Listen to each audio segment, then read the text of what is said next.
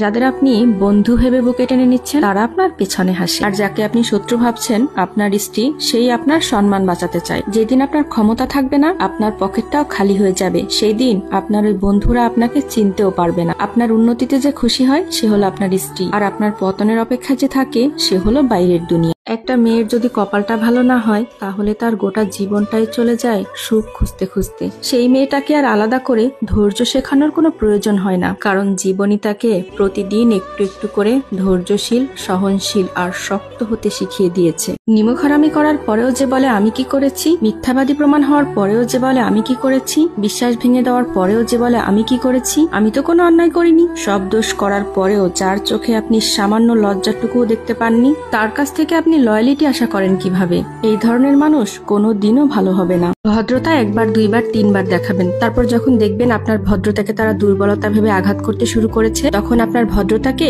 পকেটে রেখে তাকে তার ভাষায় জবাব বুঝিয়ে, তখন দেখবেন সে খুব সুন্দরভাবে সবকিছুই বুঝে গেছে। কারণ যে যেমন তার সাথে ঠিক তেমনটাই করতে হয়, আর এটাই পৃথিবীর কঠিন এবং বাস্তব।